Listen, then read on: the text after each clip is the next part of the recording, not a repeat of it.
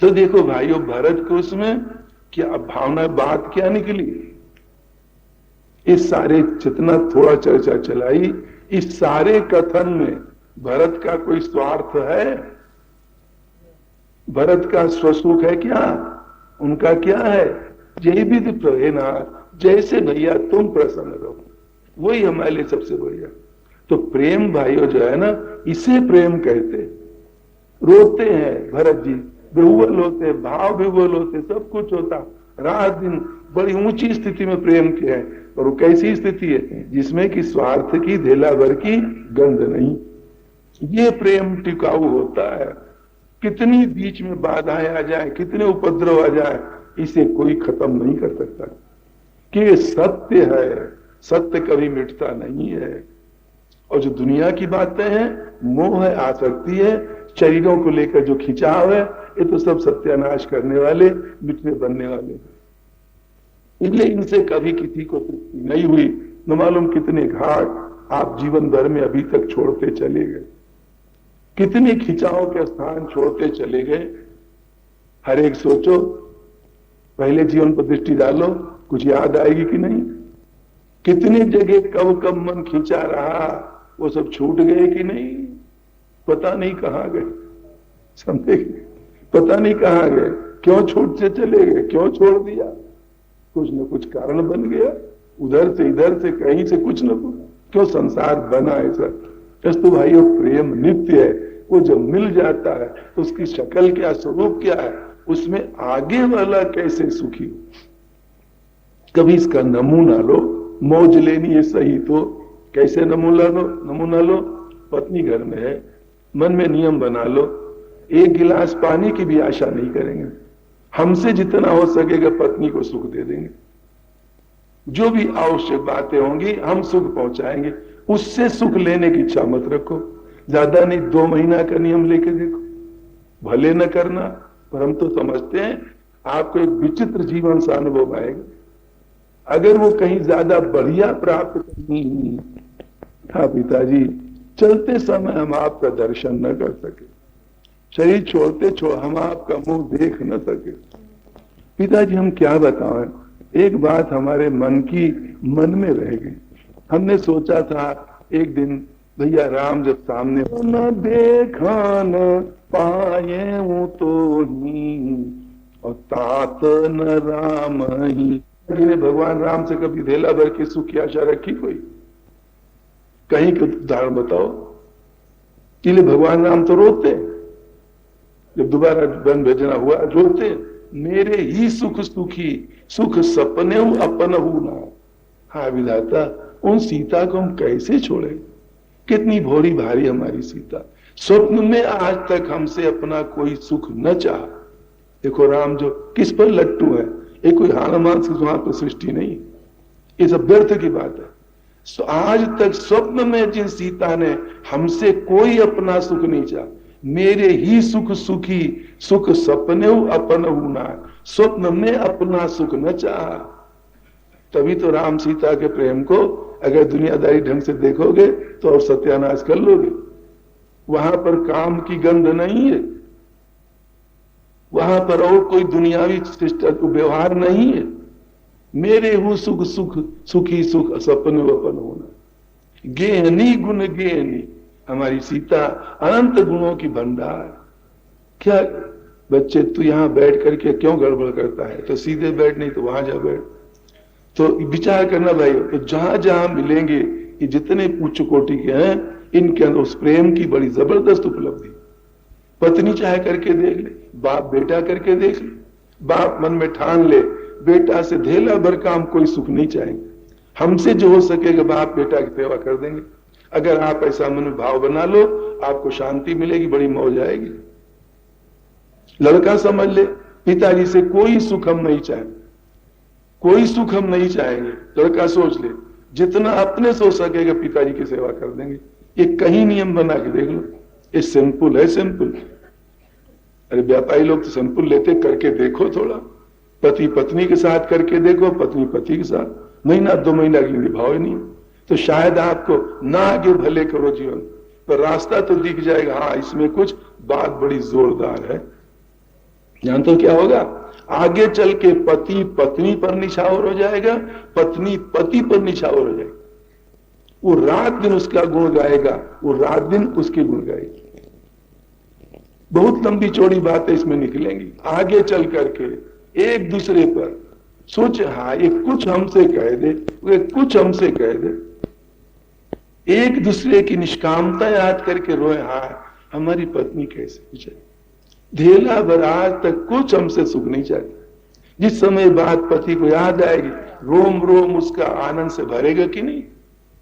पत्नी को जब यह हमारे पद दो, ऐसे की गजब कुछ न हमारे सुख देखते, स्वप्न में कभी अपना सुख। इस बात को ले लेकर के जो उनके मन की पवित्रता की लहरें उमंग है, वो जो आनंद आएगा वही वास्तव असली प्रेम का स्वरूप होगा। उसके आगे दुनियादारी वाले सब कूड़ा कचरा, कुछ नहीं। वो इतनी गहरी बारीक झीनी जबरदस्त चीज है, इसके लिए मनुष्य चटपटा रहा, पर समझ न होने का इधर ऊपर उलझ करके जीवन खत्म कर लेता।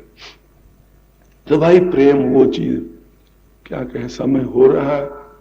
तो श्री भरत जी के बारे में भैया हम कह रहे थे, भरत जी का इसी प्रकार का प्रेम है। जब आए और मां से मिलना जुलना हुआ, मां से पूछा कि मां आज भैया राम नहीं, लक्ष्मण नहीं, मां सीता नहीं, बता तू कहां। के कई वहां पर जवाब देती, बेटा हमने सब 7 बात बना ली, वो उस बात पर पर्दा डालना चाहती है, बना ली, थोड़ा काम बिगाड़ दिया विधाता ने, जो तुम्हारे पिताजी का शरीर छूट गया। भरत जी धड़ाम से गिर पड़ते हैं, पिता पिता कह के चिल्लाते हैं। फिर पूछा, मां बता पिताजी का शरीर क्यों छूटा, बीमार थे, कोई युद्ध में गए, कैसे क्या हुआ। कहती ना बेटा बात ऐसी, वरदान मांगने को हमसे कहा था, वो पड़े थे, हमें ऐसा ऐसा वरदान जचा, वो हमने मांग लिया, राम का वनगमन, अपने लिए राजगद्दी। तो इसलिए पिताजी की तुम्हारे ऐसी स्थिति हुई। भरत जी समझ गए, भैया राम बन गए, बेहोश होके गिरते बहुत चिल्लाते, बहुत रोते। उस समय गोसाई महाराज बताते, भरत जी ने जो माँ की एक बात तो आज इसी चलानी थी, और बातें मन में आने लगी। उस समय जो भरत जी ने माँ को कहा है, वो बड़ी समझ लगा कर समझने की बात है। भरत जी ने क्या कहा, गोसाई कहते हैं, सुनी सूठी सामे वो राजकुमारू, और पाके छत जानू लाग अंगारू। सुनी सूठी सामे वो, सामने डर जाना। जो बात सुनी भैया राम के वनगमन की, डर गए भरत जी। उनका नाम क्या दिया भाई, भरत लिखा, और कुछ लिखा, कैकेयी नंदन लिखा, क्या की लिखा, राजकुमारो। इसी में सब अर्थ भरा हुआ। सुनी सूठी सामे वो राजकुमारू, राजकुमार डर गया। राजकुमार क्यों कहा, गोसाई कहते हो दुनिया के लोगों, हर समय तुम भरत को कैकेयी का लड़का समझ करके कई बार तुम लोग असलियत से भी दूर हो जाते हो। सो यहां सावधान होकर अर्थ लेना। वो क्या, राजकुमार डर गया। राजकुमार का मतलब भरत के आगे केवल मां के प्रति ही कर्तव्य है क्या इस समय? कहो भाइयों, भरत के सामने तो सारी अयोध्या को देखने के कर्तव्य है कि नहीं? सारी अयोध्या के गोसाई महाराज संकेत करते हैं, सारी अयोध्या, सारा देश, सारा विश्व सामने है। अब यहां कैकेयी के मां वाला संबंध मत लेना केवल, नहीं तो सत्यानाश कर डालोगे। राजकुमार डर गया, इसलिए जो बातें आगे चल के कहते हैं गोसाई जी का संकेत है, ये देश के लिए, सारे समाज के लिए हितकारी बातें, मां वाली बातें। क्यों? मां के प्रति श्रद्धा भक्ति करना, सेवा करना, ये सामान्य धर्म है। अब थोड़ा इधर आकर विचार करेगा, ये सामान्य धर्म है। सामान्य धर्म और विशेष धर्म दो होते हैं। कई जगह कई बार ऐसा होता है जीवन में, विशेष धर्म के आने पर सामान्य धर्म गौण हो जाता है, वो 2 नंबर माना जाता है। पहले नंबर पर विशेष धर्म का होता है वर्णन, उसे होता। यहां पर अब भरत जी के सामने बताओ, दो धर्म है कि नहीं? मां की भक्ति और प्रभु राम की भक्ति, इसमें ऊंचा स्थान किसे दोगे आप? क्योंकि राम की भक्ति से सारा विश्व जुड़ा हुआ है। किसको स्थान दोगे? राम की भक्ति को। इसलिए भरत जी यहां पर उधर की बात ढीली करके इधर की बात ज्यादा पकड़ते, सामान्य नियम को छोड़ करके विशेष नियम को वो पकड़ते। विशेष नियम, इसके बारे में समय हो गया क्या, कल भी से बात रह गई। वो है, ये है कि जिस समय मीरा जी भगवान श्याम सुंदर के भजन करने में खूब लगी, चित्तौड़ में रहती थी, जब ब्याह होकर गई हैं, इनका पहले मन ब्याह कराने का नहीं था। मां नहीं मानी, मां के रोने को न देख सकी, कहा अच्छा ठीक है कर दो मैं आज ब्याह जैसा जैसे। यद्यपि हमारा तो ब्याह हो गया, ब्याह हुए का क्या ब्याह है। मां समझती बच्ची भोरी भारी कह रही होगी, मीरा तो स्पष्ट कहा मां श्याम सुंदर के साथ हमारा ब्याह हो गया। वो कहती बेटी इस तरह ब्याह थोड़ी होता, कपड़ा गहना पहने जाते। कहते मां सब पहन चुकी हम। मीरा जी का पद एक आता है कि नहीं, मायरी में तो मायरी माने सपने में बरी गोपाल। मां स्वप्न में श्याम दर हमारे बर लिए, रीति पीती चाँद चूदरी ओढ़ी, ये सब जितने उपक होते हैं चेष्टाएं ब्याह में सब की सब हो गई। करी सगाई हाल, अभी जल्दी जल्दी सगाई संबंध सब हमारा हो गया, पर नहीं मां मानी, ब्याह कर दिया। चित्तौड़ जब जाती है, इनका मन तो श्याम सुंदर धरा, उस दिव्य प्रेम में छका हुआ, उसमें पड़ा। पति से उन्हें साफ कर दिया, पतियो हमें क्षमा करना, हम आपसे हाथ जोड़कर कहती हैं हम आपको दुनिया का सुख नहीं दे सकते, क्योंकि हमारा मन रात दिन प्यारे श्याम सुंदर में रमा हुआ। इसलिए हमारी प्रार्थना है आप दूसरा ब्याह कर लो। मीरा जी ने स्पष्ट कर दिया। भोजराज बड़ा शरीफ था लड़का, उसने कहा कोई बात नहीं, आपको जैसी रुचि हो आप करती हो। वो तो आगे जब भोजराज इनके पति मरे, विक्रमादित्य देवर ने सारे उपद्रव इनके साथ शुरू किए। भोजराज ने तो मंदिर तक जो एक बना बताते बनवा दिया रहा। तो जब विक्रमादित्य इनका देवर बहुत तंग करने लगा, आप लोग इधर के रहने वाले सब सुनते होंगे, बार बार बहुत जब उपद्रव किया, बड़ा वो किया, मीरा जी ने सोचा क्या करें। रोज कोई न कोई उपद्रव ये राणा करता है, इसमें प्यारे श्याम सुंदर को हमारी रक्षा करनी पड़ती, उनको कष्ट होता है, कैसे इससे छुटकारा मिले। ये हमें अच्छा नहीं लगता कि हमको तंग करे ये और प्यारे श्याम सुंदर हमारी रक्षा करे। उस समय गोस्वामी जी महाराज थे, मीरा को पता चला बड़े उच्च कोटि के संत हैं, उनको पद लिखा, जिस एक वो जो पद आता है मीरा जी की उस रचना में, श्रीमद तुलसी जी सुख निदान दुख हरन गोसाई, ऐसे कोई एक पद है। 12 बार प्रणाम करत हो हरो जीव जड़ताई, मेरे स्वजन घर के स्वजन हमारे जेते सबन उपाधि मचाई, साधु संग और हरि भजन को देत कलेश महाई। ऐसी हमारी स्थिति है। वही बता दे, बाल पने में मीरा कीनी गिरधर लाल सगाई, ये भी ध्यान रखिएगा। शायद आप कह दो तू छोड़ दे, तो बाल पने में कीनी मीरा गिरधर लाल सगाई, सो तो अब कैसे उन्हें छूटे लगी लगन भरियाई। मेरे मातु पिता गुरु सम हो तुम, कहियो मैं समझाई मोको कहा उचित करबो। हाँ, मेरे माता पिता समान हो, सब प्रकार हित करने वाले भक्तों का हमें समझा करके बताओ हम अब क्या करें। मीरा का मन घर छोड़ने को रहा था, सोचती अन्याय तो नहीं होगा, गृहस्थ धर्म के नाते पाप तो नहीं होगा, लोग हमको क्या कहेंगे, इन सब बातों को लेकर लिखा उन्हें। गोसाई महाराज बैठे थे तो ब्राह्मण जी चिट्ठी लेके गया, पढ़ा, पढ़ करके वो समझ गए कि मीरा तो बड़ी उच्च कोटि भगवान की प्रेमी भक्त है। उन्होंने पद लिखा, जो प्रेम पद विनय पत्रिका में आगे संग्रहित हुआ। एक ही पद क्यों लिख दिया, कुछ नहीं। क्या पद में था, जाके प्रियन राम बैदी तजिए ताहि कोटि बैरी समझद्य परम सनी। गोसाई महाराज लिख रहे हैं, जिसे परमात्मा प्यारा न हो, परमात्मा का विरोधी प्यारा नहीं है, उसे करोड़ों दुश्मन के समान छोड़ दो, चाहे अपना कितना गहरे से गहरा रिश्तेदार क्यों न। अब ये विशेष धर्म की बात है, वो सामान्य धर्म की अपेक्षा विशेष धर्म। आगे उदाहरण दिया ने कहा समझा के लिखना। गोसाई महाराज समझाते हैं, तजो पिता प्रहलाद विभीषण बंधु भरत महतारी और बलि गुरु तजो कंत ब्रज बनितन भय जग मंगलकारी। देवी मीरे तुम स्वयं सोचो, शास्त्रों में प्राचीन समय होता चला है, तजो पिता प्रहलाद विभीषण बंधु भरत महतारी बलि गुरु तजो कंत ब्रज बनितन भय जग मंगलकारी। इन सबों ने त्यागा, सब मंगल मंगल हुआ, संसार में आनंद आनंद मनाया गया।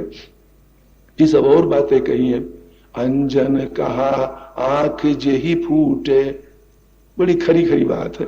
बहुत तक कहो कहा लो, ये बताओ ना, वो अंजन किस काम का जिससे आंख फूटे? वो रिश्तेदारी किस काम थी जिससे भगवान किसे विमुख होकर के जीवन बर्बाद करे? भागवत में तो आता है, वो माँ माँ नहीं, वो बाप बाप नहीं, वो गुरु गुरु नहीं, वो शिष्य शिष्य नहीं, वो भाई भाई नहीं, वो कोई रिश्तेदार रिश्तेदार कौन जो संसार के बंधन को न छुड़ा दे। वहां तो इतना खरा, ऐसा विशेष धर्म की बातें हैं, परमात्मा तरफ की बातें हैं। तो ये जब बात गोसाई महाराज लिखी और मीरा के पास जब पहुंचा, अब इसके भाव में देखो तो कहा ना, तजो पिता प्रहलाद विभीषण बंधु भरत महतारी। प्रहलाद ने पिता को तज दिया, हिरण्यकशिपु को। हिरण्यकशिपु क्या कहता है, तू भजन मत करिए, जो तूने पढ़ा है हमको सुना रहा है ये सब नहीं, ये तो हमारे शत्रु की बात तू कह रहा है, ये छोड़ करके तू राक्षसी धर्म पढ़, दूसरे को मारो कूटो छीनो झपटो ये सब करो, इस प्रकार की बातें तू सीख। इसीलिए प्रहलाद को तवा जलवाया मरवाया कुटिया, मालूम कितने कितने उपद्रव किए। प्रहलाद क्या करे, अगर उनके चरित्र में देखो, प्रहलाद जी कभी नहीं नटे, पिताजी ये हमारे साथ अन्याय क्यों कर रहे हो? कभी कहा है, पढ़ो किसी ग्रंथ में, क्यों हमारे शरीर को तुम सांपों के बीच में डाल रहे हो, क्यों हमको जहर पिला रहे हो, क्यों हमको पर्वत से पटक रहे हो? पिताजी ये उचित नहीं है, तुम्हें शोभा नहीं देता। कहीं कहा प्रहलाद जी ने? नहीं कहा। क्यों नहीं कहते जानते हो? क्योंकि पिताजी शरीर तुम्हारे खून से बना, 16 आना तुम्हारा अधिकार है, जो जचे कर लो, इसका हम चू नहीं करेंगे। पर आत्मा तुम्हारे बाप की नहीं, आत्मा है परमात्मा की, उसकी खुराक है परमात्मा का भजन, उसके लिए तुम मना करो पिताजी, हम 3 काल में कभी नहीं मानेंगे। वो विशेष धर्म सामान, इसलिए प्रहलाद जी इधर बाप की आज्ञा का कभी उल्लंघन नहीं करते। जो इतनी कहे भयंकर आज्ञा मान सके, उनके लिए सेवा करना क्या कठिन काम था? प्रहलाद चल तेरे को पर्वत पे ले चले टहलाने, हाँ पिताजी चलो, जा रहे, पकड़ करके तेरे नीचे ले डाल दो। जो ये आज्ञा मान सकता है, वो पानी देना, सेवा करना, पैर दबाना, ये तो उनके लिए बिल्कुल सीधी हल्की हल्की बात है। इस बात को पकड़ो आप, ये विशेष धर्म है। नहीं तो पिता बचन नेटे सो पापी सो प्रहलाद करो, पिता की आज्ञा के टाले पापी होता है, पर प्रहलाद को पाप लगा धेला भर का। क्यों? वो जो आत्मा का धर्म है परमात्मा का भजन करना, उस पर किसी की बपौती, किसी का हक, किसी का अधिकार नहीं, वो सबका अपना है। जो प्रहलाद का नहीं, हिरण्यकशिपु का भी अपना, वो सबका अपना। ये विशेष धर्म होता है, इसलिए वहां पर कोई दो तजो पिता प्रहलाद विभीषण बंधु भरत महतारी। विभीषण ने भाई को छोड़ा, रावण को समझाते रहे, सब कुछ बात है, जैसा रावण कहता रहा विभीषण वैसे करते रहे। डर डर करके रावण को इतनी आज्ञा मानते रावण की, जैसा कहे उठ बंदर बैठ बंदर, ये हालत थी विभीषण की। ऐसा भाई का भगत था विभीषण, कोई ऐसे उठपटांग नहीं था, ऐरा गहरा नथु खैरा नहीं था। इसकी बड़ी चर्चा अब देर हो जाएगी, लेकिन मन नहीं करता है। परंतु आगे चल के विभीषण ने कब छोड़ा रावण को? जब लात मारा, परमात्मा राम के भजन को मना किया, लात मारा कस के, निकल जाए यहां से। हमारे यहां रहकर उस तपस्या से प्रेम, उससे राम की आलोचना की, कस के लात मारा। विभीषण कहते बस अब हो चुका। विद्वानों ने विभीषण का लंका में रहना एक कलंक माना है।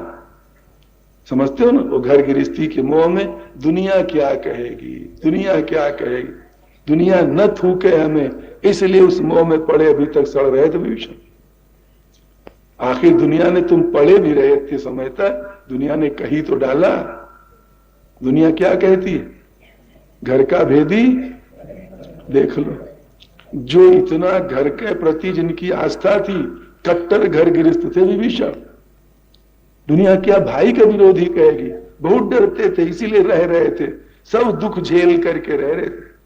खुद कहा विभीषण ने, जिमी दसननमा, जी बेचारे हनुमान, हम क्या बताएं, हमारा तो रहना ऐसा है जैसे दांत के बीच में जबान रह रही, जरा से दाएं बाएं निकले कटे नहीं समझ। तो क्यों रह रहे हो? घर गृहस्थी, समझे कि नहीं? घर गृहस्थी है। हनुमान जी ने देखा अच्छा पट्टा घर गृहस्थ बना, एक दुष्ट कुकर्मी दुराचारी भाई के साथ इस ममता मोह के चक्कर में पड़कर हम अलग करेंगे, इसको हम अलग करेंगे। तो इसे विभीषण ने देखा, सच में जीवन तो ये है, सिंह सरी का, मौज मस्ती का, भक्ति का, हनुमान जी का। हम तो यहां पड़े नरक में सड़ रहे हैं। अब आंखें खुली विभीषण की, मन में जागरूकता आई, चेतना आई, जागृत हुई, मन में आई। हनुमान जी सोचा सीधी बात है, तरीका हम निकालेंगे। तरीका क्या निकाला हनुमान जी? लंका फूंकी हनुमान जी, सारी लंका में आग लगाई कि किसी को छोड़ा भी? आप लोगों ने क्या सुना पढ़ा? विभीषण का घर छोड़ा। विभीषण का घर क्यों छोड़ दिया? मोटा तो अर्थ ही लगाओ कि भाई वो राम के थोड़ा भगत थे इसलिए छोड़ा, ये भी अर्थ हम मना नहीं करते। तो दूसरा अर्थ और ले लो, वो कौन? हनुमान जी ने सोचा इसका घर न जलाओ तो इसी के बदले में राम के पास पहुंचेगा सीधे। इसका तमाशा ऐसा निकलेगा, नतीजा ऐसा निकलेगा कि सीधे राम के पास तब जाएगा। इसलिए नहीं जलाया घर किसका? विभीषण का। नहीं जलाया, लंका फूंकी गई। रावण ने म्यूनिसिपलिटी वालों को, तमाम चेयरमैन फेयरमैन जो कुछ बड़े होंगे भाई, सबको बुला करके पूछा, कहो क्या स्थिति लंका की, कुछ बचा कि सब स्वाहा हो गया? वो सब आके कहते रक्षा करने अन्नदाता सब स्वाहा, कुछ बचा एक विभीषण कर गृह नहीं। विभीषण का घर नहीं जलाओ, सब स्वाहा हो गया। रावण ने कहा अच्छा अब हम समझ गए, हाय रे अभी तक बड़े धोखे में पड़े थे। ये दोनों मिले जुले थे भीतर से, वो बंदर और विभीषण। तभी जब तो मारने चले सभा में, इस विभीषण पट्टे ने कहा था हमसे कि मारो मत अन्नदाता, ये दूत है, कोई और दंड दो। इसने उसको बचाया, उस पट्टे ने इसका घर छोड़ा। बस अब रावण सोचने लगा, रह जा अब लंका हमारी बताए। विभीषण ने सोचा कि लंका फूकी है, शायद रावण का दिमाग ठिकाने हुआ हो, तो चलो लगे हाथ प्रार्थना कर दे कि भाई साहब सीता जी को दे दो, क्यों बर्बादी कराओ अपनी, मान जाए। शायद वो इस वाहवाही में गए थे कि रावण शायद मान जाए, और रावण पहले दांत पर दांत पीछे बैठा था। मिले साला तो बताया उसको विभीषण को, बड़ा विभीषण बना। और जब पहुंचते प्रार्थना करने, सब सुनता है चुप पे बैठे, मन में उसके बहुत गुस्सा चढ़ा हुआ। जब विभीषण ने कहा सीता जी को दे दो, या धूर्त कहीं का, हमको सिखाने चला है।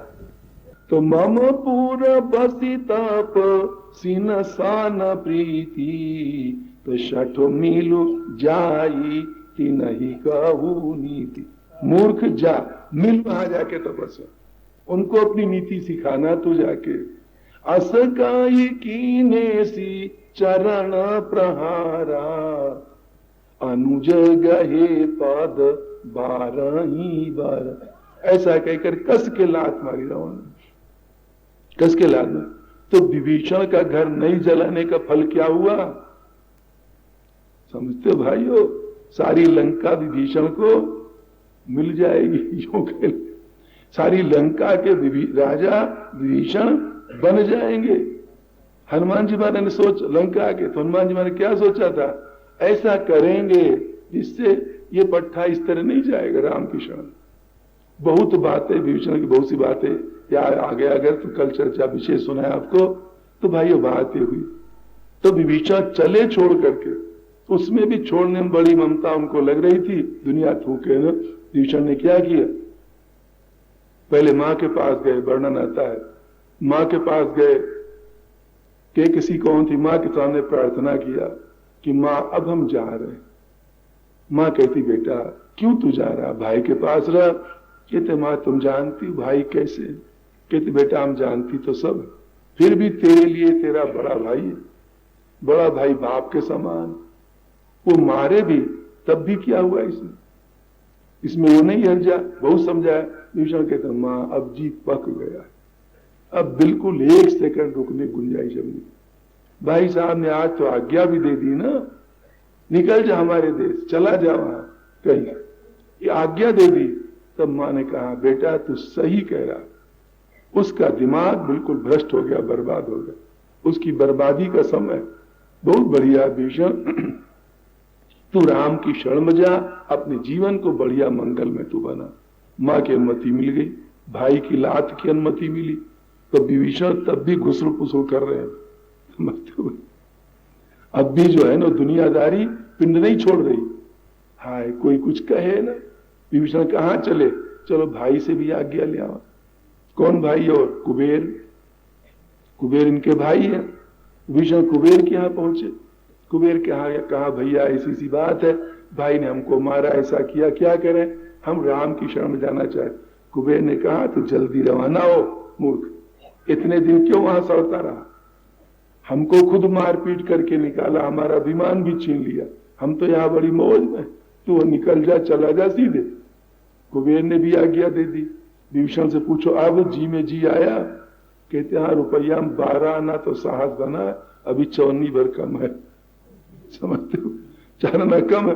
कुछ हमारे गीतावली में कहेंगे विभीषण लौटे हुए आ रहे थे कुबेर के पास, इतने में बीच में मिल गए, मग में मिलो महेश, भगवान शिव मिल गए रास्ते में। विभीषण सोचा बड़ा अच्छा हुआ, चरणों में जाके प्रणाम किया। भगवान शिव ने कहा कहो विभीषण भैया किधर, बताए प्रभु ऐसी सी बात, अब हम राम की शरण में जाना चाहते हैं, तुम कोई मुहूर्त बढ़िया बता दो, किस मुहूर्त राम की शरण में जाए। देखो अधकचरापन, समझे कि गृहस्थों वाले ममता, मुहूर्त बता दो। भगवान शिव कहते वाह रे बुद्धू वाह, तो इतने दिन लेट किया, यही बड़ी मूर्खता रही, अब राम की शरण जाए, सुदिन जन ही रहे। तू राम की शरण जा, अच्छा दिन मत ढूंढ, जब चला जाएगा वही दिन सबसे बढ़िया हो जाएगा। जिस समय तू चलेगा वही समय बहुत बढ़िया हो जाएगा, तू जा जल्दी कर। तब विभीषण की हिम्मत होती, भगवान शिव ने कहा कितने जगह से परमिशन लेकर के, समझे भाइयों, कितनी जगह से आज्ञा ले, तब विभीषण अब जाके वहां चलते, फिर भगवान राम की शरण में जाएंगे। तो गोसाई महाराज जो कह रहे बात हम बता रहे थे, यहां पर रहना विभीषण के लिए सामान्य धर्म था। उसके बदले कारण जब तमाम सत्यानाश कर रहा था रावण, हो सका तो उस पर कल बातें बता, विभीषण की रही सनी कैसी रही, सत्यानाश कर रहा था। विभीषण का उचित था साथ छोड़ देना।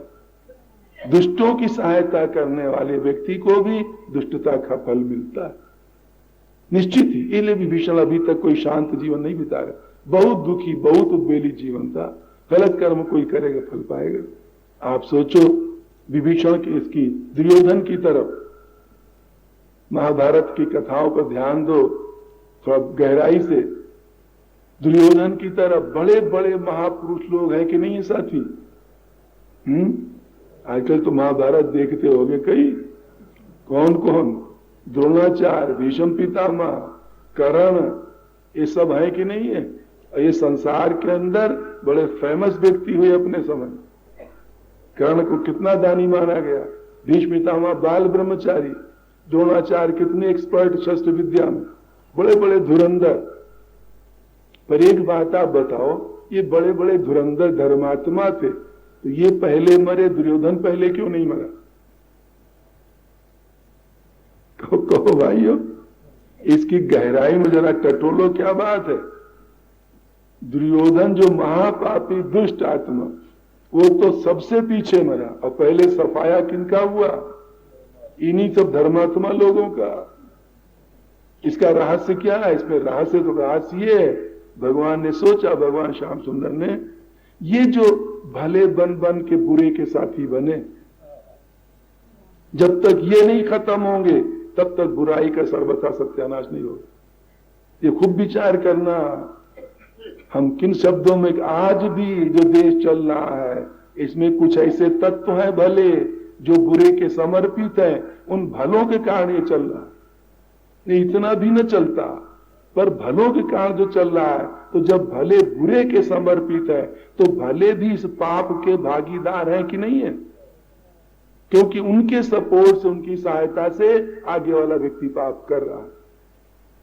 तो कर्ण हो चाहे भीष्म पितामह चाहे कोई हो, इनके सहायता से जब पाप बढ़ रहा है तो उस पाप के भागी होंगे कि नहीं। हद हो गई कि नहीं हो गई। भरी सभा में द्रौपदी नंगी की जा रही, ए धर्मात्मा लोग बैठे वहां पर, भीष्म पितामह बैठे, कर्ण बैठा है, द्रोणाचार्य बैठे, ये शराफत का लक्षण है क्या? ये भलाई का चिन्ह है? एक अबला बिचारी नंगी की जा रही और बैठे टुकुर टुकुर देख रहे। धिक्कार, चुल्लू भर पानी में डूब मरना चाहिए। पर बात क्या, दुर्योधन का खाया है, वो नाराज न हो जाए हम पर, लीडर तो वो है ना हमारा। ये सारी भलाइयों के सही समर्पित है ये लोग दुर्योधन के। इसलिए भगवान श्याम ने सोचा पहले इनका नाश करेंगे, तब जाकर के दुर्योधन पर हाथ फेरना होगा। यही बात विभीषण की थी। विभीषण भी रावण के यहाँ रहकर सारा लेखा जोखा हिसाब किताब तमाम काम करना, वो काम करके तुम किसको सहायता पहुंचा रहे हो? वो दुष्ट दुराचारी को जितने तुम सहायता करोगे वो दुराचार दुष्टता और करेगा, उसके पाप का भागी कौन बनेगा? विभीषण के लिए शोभनीय कार्य नहीं था वहां पर भाई की ममता, दुनिया के लिए कुछ हो, हमारा भाई हमारे लिए तो ठीक है ना। ये मोह मार रहा था, जो सामान्य धर्म की बात भी बड़ी गलत घसा पसा थी विभीषण की। जब छोड़ा है तो मैं कह रहे थे, जो गोसाई जी ने पद लिखा मीरा जी को, तजो पिता प्रहलाद विभीषण बंधु भरत मातारी बलि गुरु तजो के उदाहरण दिया। देवी सब मंगल मंगल हुआ। ये तुम जरा सा संकोच मत करो, जरा सा शर्म न करो, तुम तो परमात्मा श्याम सुंदर की शरण में जाओ, ऐसे दुष्ट को छोड़ करके। तो भाई ये विशेष धर्म है, इसमें बहुत बड़ा लाभ होता। तो भरत जी के सामने मां को गाली न देना, सेवा करना, ये सामान्य धर्म था। परंतु जब राम के प्रति ऐसा व्यवहार होता, उस समय गाली देना आदि, ये भरत जी के लिए विशेष धर्म है। विशेष धर्म को जो पालन करता है, सामान्य धर्म के कानून उस पर से हट जाते। इले मां को कहा, इस पापिनी ने सारे जगत का सत्याग, पापिन सबई भांति कुल नाशा, धीरे धरि बल्ले साधा। बड़े जोर साल है, इस पापिनी ने आज हमारे सारे कुल का संहार कर दिया। का हमारा खानदान हंस वंश दशरथ जनक राम लखन से भाई, जननी तू जननी भई विदिशन कछुन। का सूर्य वंश मिला था संसार में, सबसे पवित्र वंश हमें मिला। हंस वंश दशरथ, और दशरथ सरीखा बाद पिताजी हमें मिले, राम और लक्ष्मण सरीखे हमें भाई मिले दुनिया में। इतने सब बढ़िया योग मिले, तो वहीं पर अरे मां तू हमारी मां बनी। विधाता से कुछ जोर चलता नहीं। ये मां को जो गाली दे रहे हैं, तो यहां जानते हो ये भरत जी का द्वेष क्रोध नहीं बोल रहा। ये जो भरत जी बोल रहे, कौन बोल रहा है? ये भरत का राम प्रेम बोल रहा, यूं कह दो, विशेष धर्म। राम के प्रति जो प्यार है, उनके भैया राम को, जो सारे जगत के एकमात्र दीपक हैं, सूर्य है, उनको कोई कुछ कह दे, आगे वाला बैठा सहले, ये शोभा देगा क्या? तो ये कौन बोल रहा? ये भरत नहीं बोल रहे। जैसे जब अयोध्या उसमें चित्रकूट की तरफ जब जनक जी गए, सीता जी को देखा, बलकल वस्त्र पहने, कितना त्यागी जीवन, सासुओं की सेवा कर रहे, सबकी देख रेख कर रहे, बिल्कुल कोई आराम सुख का चिन्ह नहीं। जनक जी सीता जी को हृदय लगा, बेटी क्या कहा? उन्होंने कहा ना, पुत्री पवित्र किए कुल दो। बेटी तूने दोनों खानदानों को पवित्र कर दिया, बाप के खानदान को भी और पति के खानदान, दोनों को पवित्र कर दिया। तेरा संदेश सारे संसार में चारों तरफ फैल गया। ऐसा बहुत कुछ कहते। विवल होकर दशरथ जी जनक जी रोने लगते। जी सीता की जब विदाई होने लगी कि जनकपुर से, जनक जी खूब रोएंगे उस समय। अब कोई कहे ब्रह्मज्ञानी संत थे, ये तो जानते हो जनक जी ब्रह्मज्ञानी संत थे, सीता जी के लिए रो रहे हैं, बेटी के लिए।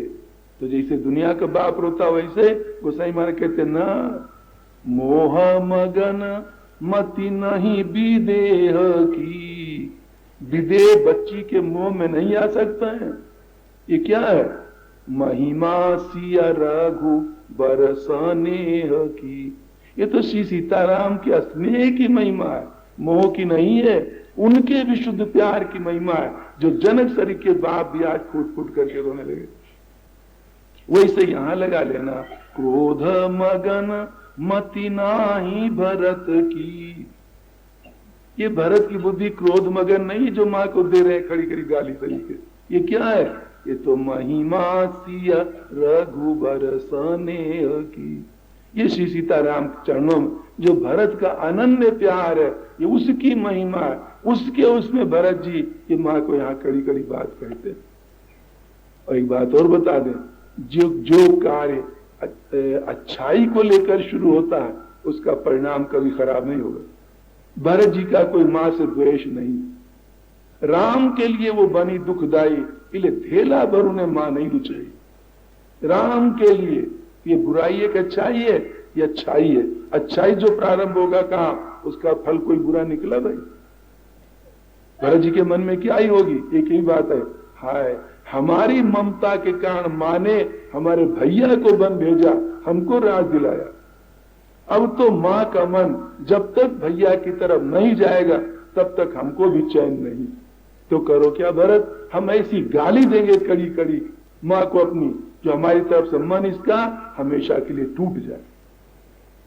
ध्यान देना, ये हित की बात होती है कि एक तरफ से मन टूट किया जाए। टूटेगी इस तरह, जब गाली देती कई भरत जी कई और बोलना तक बंद कर दिया था, जो लो जी कई के मन में क्या बात है, हाय रे जिस बेटा के लिए हमने इतना बड़ा दंड फंद किया, पति के प्राण गंवाए सब, वो बेटा हमारा नहीं हुआ। और कौन बेटा हमारा हुआ? जिसको हमने जंगल भिजवाया, वो राम हमारा हुआ। इतना हमको स्नेह दे, हाय राम सरी का लाल कहां मिलेगा। अब आप बताओ इस घटना का परिणाम क्या निकला? कैकेयी का क्या हुआ? कैकेयी राम की बड़ी जबरदस्त भक्त बन जाती। तो भाइयों, अच्छाई को लेके जो कार्य प्रारंभ होगा उसका परिणाम हमेशा अच्छा ही अच्छा होता है। अस्तु श्री भरत जी यहाँ जो माँ को गाली देते हैं, कई दृष्टिकोण कहते भरत जी चले जाते, आगे चल के कहा जो भी तू हो सामने सट जा, हम देखना नहीं चाहते। फिर भरत जी आगे कौशल्या माँ के पास जाएंगे।